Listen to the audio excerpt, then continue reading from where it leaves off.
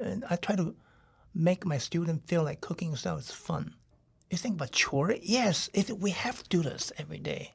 So we have to spend time to cook. If we do that, might as well spend that time away, to help yourself, to make you happy.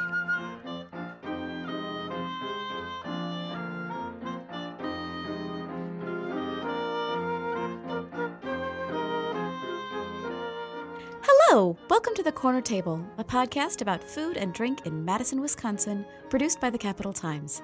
I'm your host, Cap Times food editor Lindsay Christians. I was delighted to have Paul Tseng in the studio with me this week. Paul has been a cooking instructor at the Willy Street Co-op for the past 10 years. There and other places in town, Paul teaches classes on knife skills, how to make winter soups, how to make the yeast dough for steamed dumplings, and how to cook fish. Paul wants everyone to enjoy cooking, and with this cold weather we've been having, it is the perfect time to warm up by the stove. Give a listen.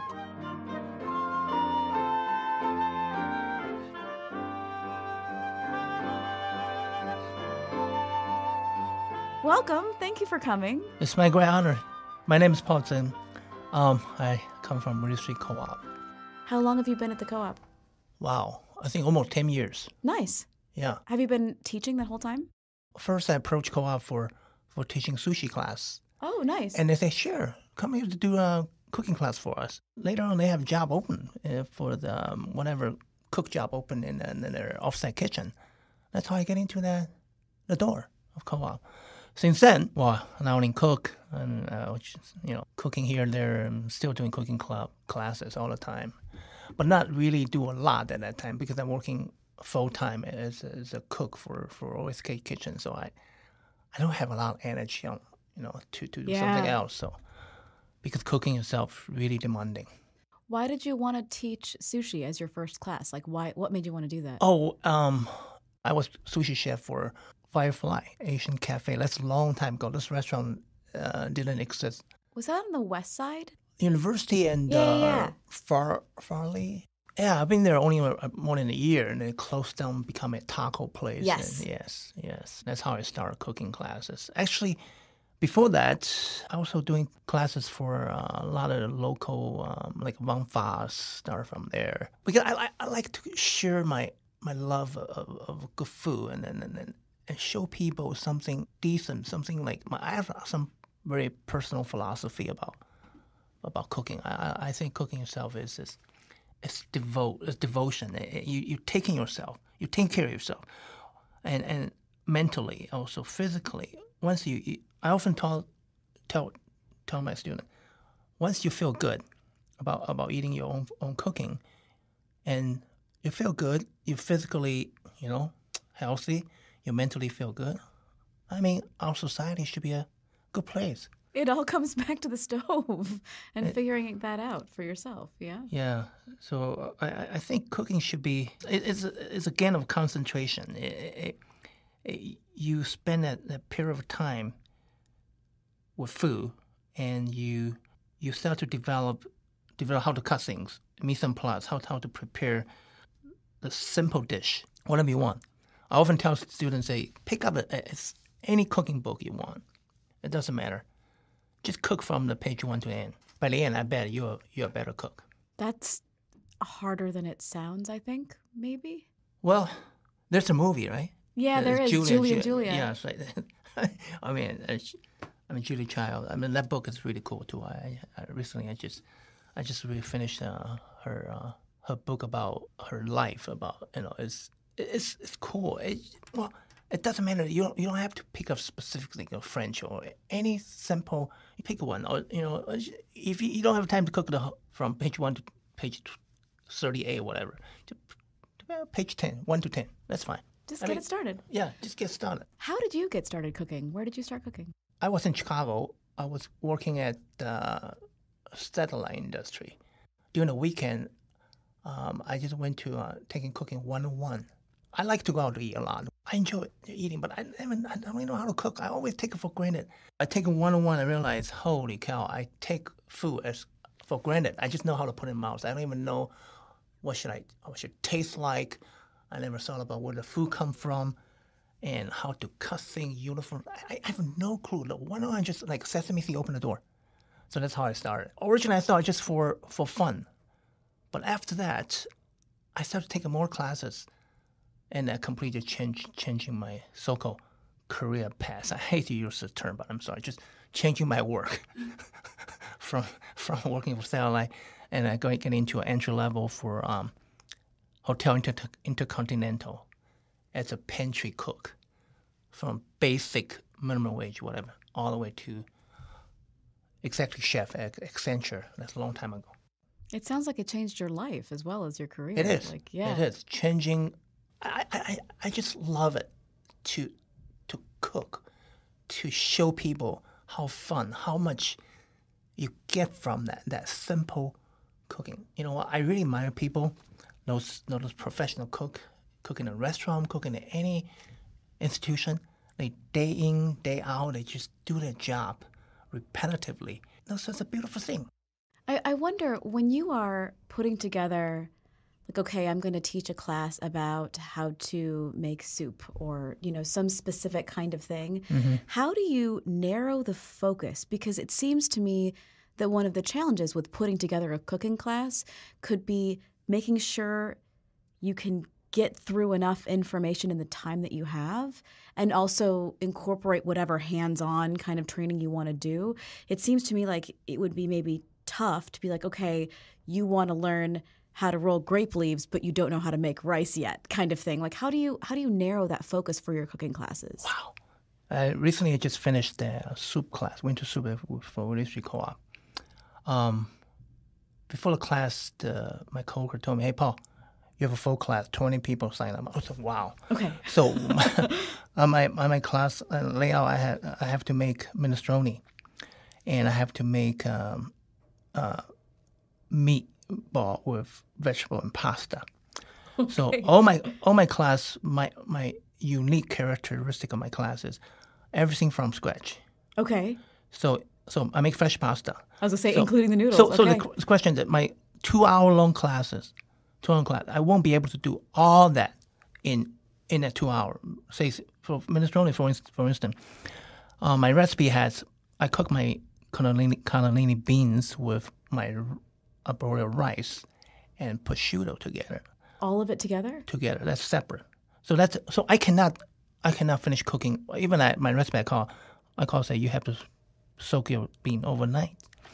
What I did, I went in early, 3 hours early. So I started to cook the bean and rice, prosciutto. By the time students come, already done.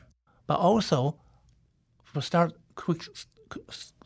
class start, I already have some mise en place, like pre-cut something, and so that helped me to prepare everything within that 2 hours. I still can do as much as I can to show them from scratch. Of course, 20 people are definitely a challenge because I'm not trying to feed everybody like a full meal, but at least everybody happy to the end of class, they try those two soups, they enjoy. I was like, wow, I never thought about minestrone. One student came to me saying, she said, minestrone for me is like so soupy, but yours not. Yours really have a little kind of little on the thicker side, little because arborio rice cooked down and bean kind of become a little mushy, kind of starchy. Yeah, so the taste very. I shouldn't say you said the word heavy, but it's really hearty. I love that. Students love that too.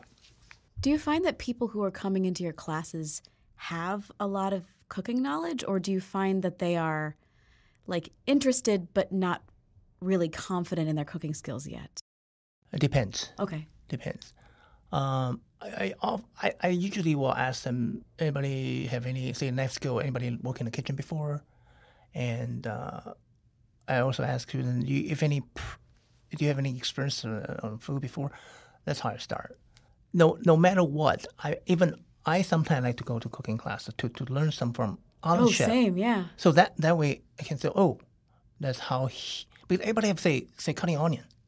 Everybody have different way to cut onion, right? Everybody different way to cut tomato. So you start to see the different people doing things. You start to learn which one you think is more efficient or more to your style. That works for you. Yeah. Keep learning. So I try to use cooking class as my stage. For me, it's like performing art. I sometimes like sing a song when I cook. That's delightful. Come together. So something like your food, you come together. Remind me of the song. So anyway, I enjoy cooking class. For me, is entertaining. Just have fun. And I try to make my student feel like cooking itself is fun. It's not. You think about chore? Yes, we have to do this every day. I mean, of course, if you're rich enough, you can go out to eat every day. That's But how many people can do that? So we have to spend time to cook. If we do that, might as well spend that time in a good way. Is to help yourself, to make you happy.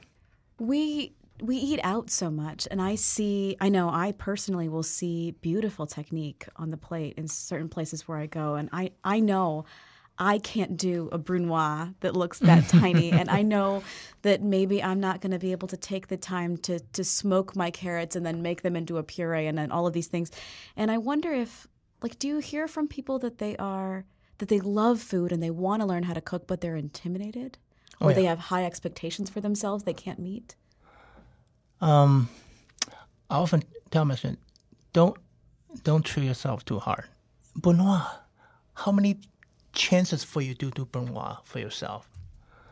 I mean, I don't. Think about it. I mean, if you do consommé, you might have the brunoise size of a carrot or something, to make floating in your consommé. And I mean, you don't have to, right? Little small dice work. You don't have to. So, I mean, of course, if you want to nail down your knife skill, the technical skill, fine, you can do that by practice.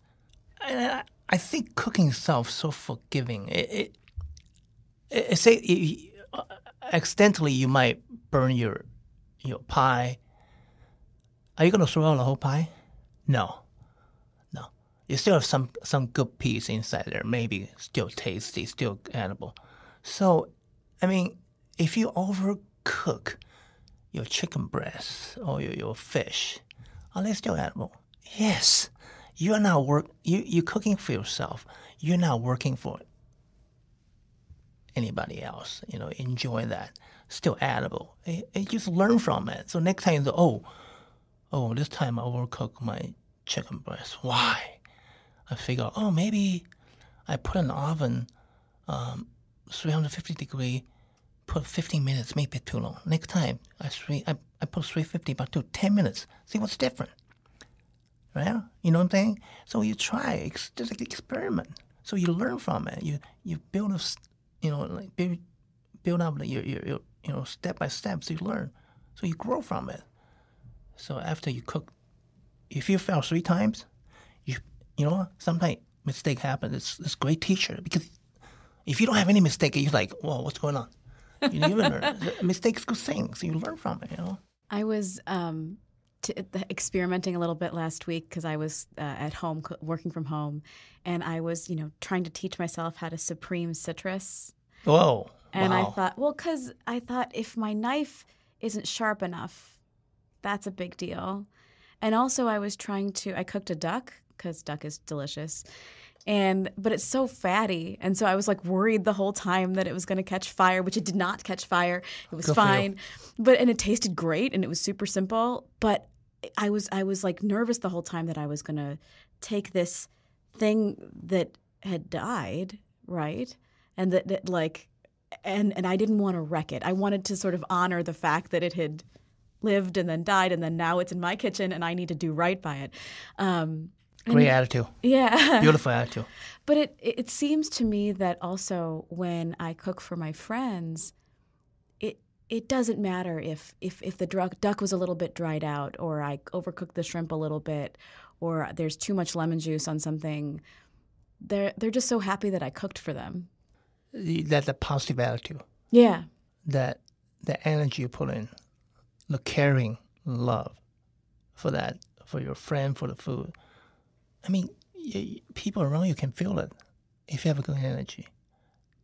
And the food will show it. That's why sometimes I say, I'm just a facilitator. I'm not really, I'm a cook as facilitator. I'm just present the food itself. I just make it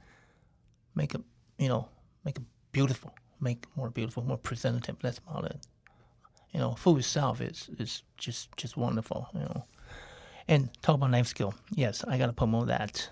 And I believe fundamentally, if you want to cook for yourself, first you have to do is really have a good knife, good sharp knife. So you don't have to have those fancy whatever knife. No, but something fundamental, basic stainless steel chef knife and paring knife, bread knife, and that's about it. Yeah, that's what we need.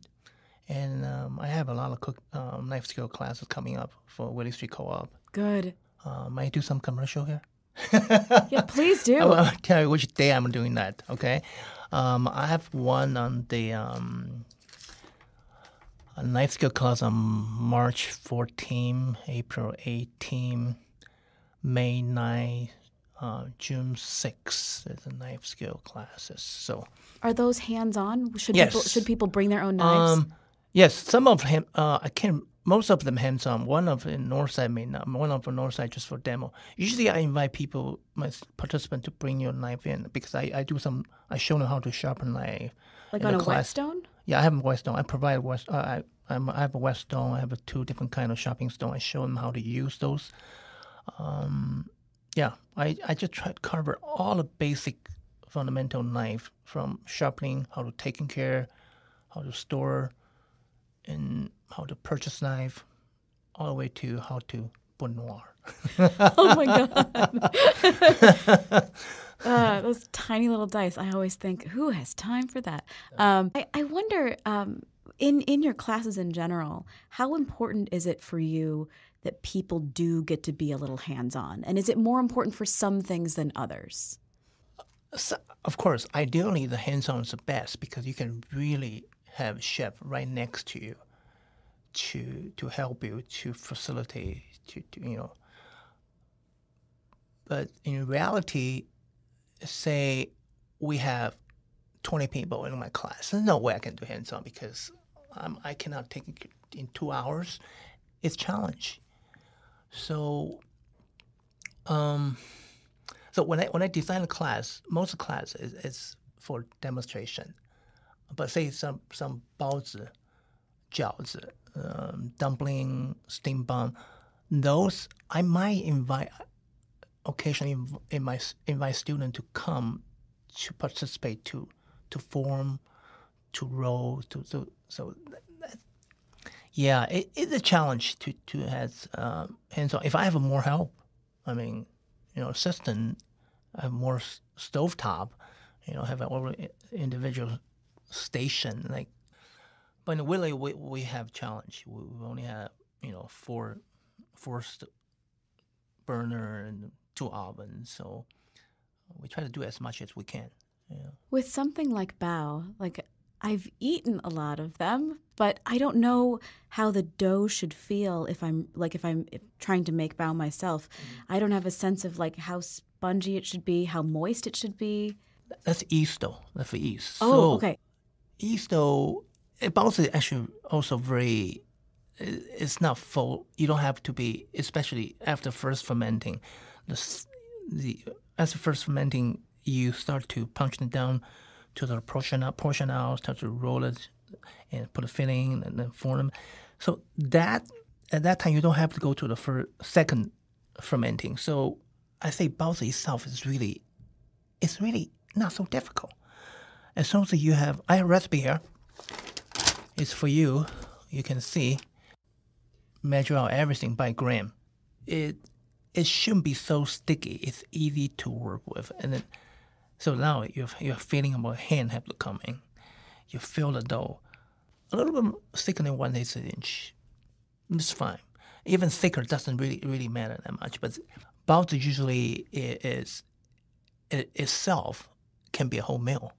1 or 2 will make you full because pasta and flour and if you have a meat inside, usually my feeling of a meat, protein, and vegetable. So it's like full meal itself. If you were to try to explain to someone why you think it's important that we cook for ourselves. Why? Why is it important that we cook for ourselves? Why not let someone else make these steamed buns for me? As a human being, we have to survive by eating, right?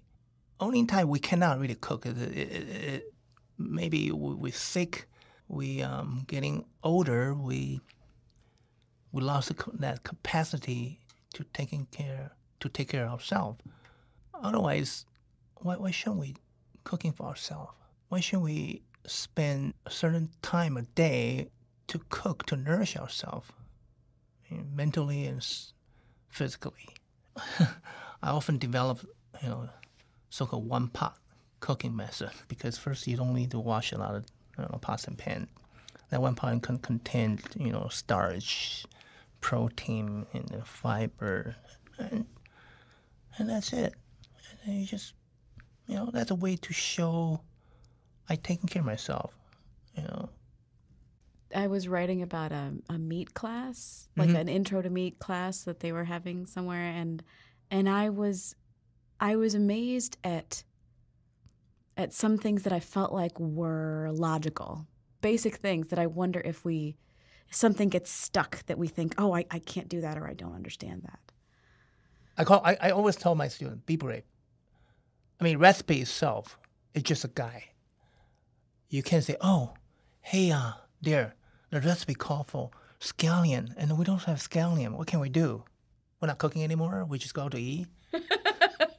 It's all right. Just still keep going. Just omit that one. So, and say, oh, yeah, we do have scallion, but the recipe say we have to have 2 ounces, but we only have 1 ounces. What should we do? Hello. It doesn't really matter that much. Okay? Still keep going. Just go with flow. Cooking itself is just like life. You have to be flexible. Accept what you have and see what happens. Enjoy it. Be brave. Don't give up. Do you have any pieces of advice like that you give to people who say, look, I don't really know very much how to cook, but I want to be a better cook? Are there things that you would say to them? Well, I mentioned it before. Just pick a, well, of course, come to my cooking class is one way to learn. Of course, commercial again. Well, I also mentioned that to most of my classes, just pick up a simple cooking book. You can just go to a secondhand bookstore. Just buy a simple cooking book. A thing that's possible. Okay, just pick one, small one. Start to cook with that book. You start to learn from it. Step by step. I mean, really, just go try. And there's a Chinese saying that the journey's you gotta start off the first step. Start a 1,000 journey. You gotta start your first step. So same thing, cooking. You gotta start your first small step. Just, try. Give yourself a chance to try. Okay? Yeah. And now I know people watching a lot of TV shows, especially cooking show. People love watching cooking show. I understand. After you're watching cooking show, put it into practice. Have there been classes that you've taught that were more popular than others? Like, what are your biggest hits? Like, this one always sells out. People love this one. Knife skills. Knife skills, yeah. Knife skills probably the most popular one. No matter in Willy Street Co-op or other location, Madison College may also, and knife skills. That's fundamental. You have to have that. It will help you a lot. Save some time. No matter what you cook, a knife skill is fundamental. I mean, no matter what type of food you do, French, Italian, you name it, you gotta chop up the onion or carrot or, I mean, even you do braising dish, you have to cut your whatever root vegetable in a uniform size. You cannot one like a small dice and another one like a big chunk. So any things that you're looking forward to? You mentioned the knife skills classes coming up. Are there any other classes that are coming up this winter and spring that you want to tell people about? Oh, yeah. Another commercial. Well, February 7th, fish class. Ooh, what are you doing in fish class? I'm showing them how to do simple pan-fried fish. So you can have a meal so fast.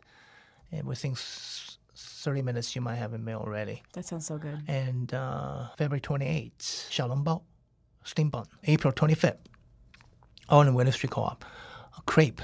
It's Vietnamese crepe versus French crepe. So also June 13th, cooking with 5 or less ingredients.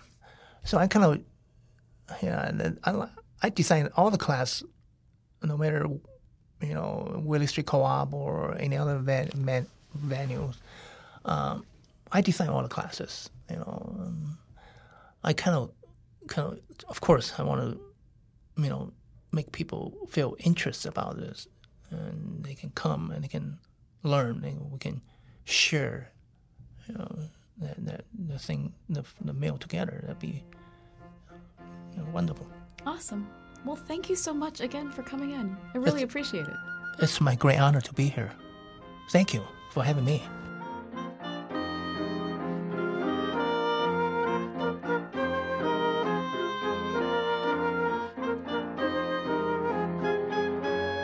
This has been The Corner Table, a podcast about food and drink in Madison, produced by the Capital Times. Our music was composed by Patrick Christians. We get editing and tech support from our CT podcast guy, Eric Lawrenson. The Corner Table drops every other week, and you can subscribe on Stitcher, iTunes, and SoundCloud, among other places. Follow us at Corner Table Podcast on Facebook, and find more food and drink news every day at captimes.com. Check out our recent features on Glam Sushi Rolls, a new Italian restaurant coming to Atwood Avenue, and a preview of Distill America. I'm your host, Cap Times food editor Lindsay Christians. My wish for you this week is soup dumplings like the kind they have at Dumpling House. They are so warm and lovely. Cheers!